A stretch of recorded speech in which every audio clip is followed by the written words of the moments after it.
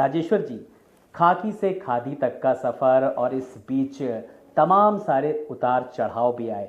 अपने आप को राजेश्वर जी अगर मैं बात करूं तो कहाँ पे फिट पाते हैं? नहीं, मुझे तो भगवान की कृपा से सारे रोल्स में मैंने अपने आप को फिट पाया।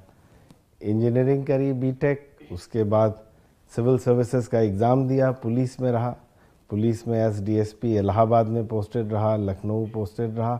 बहुत ही अच्छा करियर था एज पुलिस ऑफिसर, बड़ा अच्छे काम किए, जनता की बहुत सेवा करी, क्राइम क्रिमिनल्स के पीछे बहुत काम किया। यंगेस्ट प्रेसिडेंट का गैलेंट्री मेडल मुझको मिला, बहुत इनकाउंटर्स किए, तो बड़ा ही सेटिस्फैक्शन था पुलिस में। हार्ड एंड क्रिमिनल्स के खिलाफ कार्रवाई बहुत करी। उसके बाद अपॉर्चुनिटी मिली, काम को देखते हुए मुझे अपॉर्चुनिटी मिली एनफोर्समेंट डायरेक्टरेट की, जहाँ पे वाइट कॉलर क्रिमिनल्स के खिलाफ एक्शन करने का आपके पास मौका था, जहाँ पढ़ने के बहुत अवसर थे, जहाँ पे आपके इंटेलेक्चुअल डेवलपमेंट के बहुत अपॉर्चुनिटीज़ थी। तो मैं एनफोर्समेंट डायरेक्टरेट में 2007 में गया, और सबसे लंबा टेन्योर आज तक किसी अफसर का ईडी में रहा है तो वो मेरा रहा। मैं 2007 से 2022 एनफोर्समेंट डायरेक्टरेट में रहा।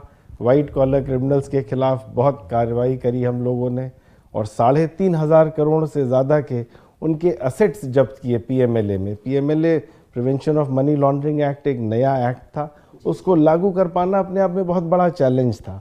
उस एक्ट को बड़ा सक्सेसफुली हम लोगों ने इन्फोर्स किया, और आज तो ईडी, जब मैं गया था तब तो कोई जानता भी नहीं था, आज तो बच्चे बच्चे की जुबान पे ईडी है।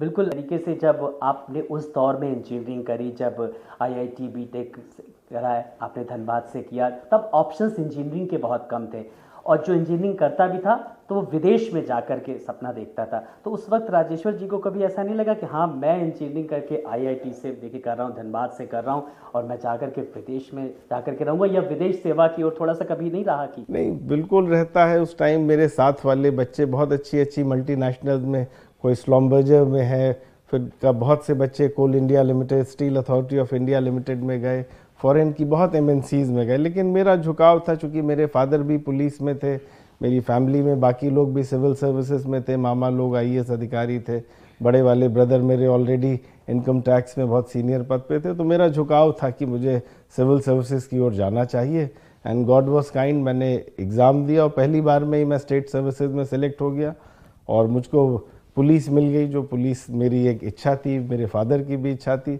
मेरे भी मन में था कि पुलिस ज्वाइन करनी चाहिए।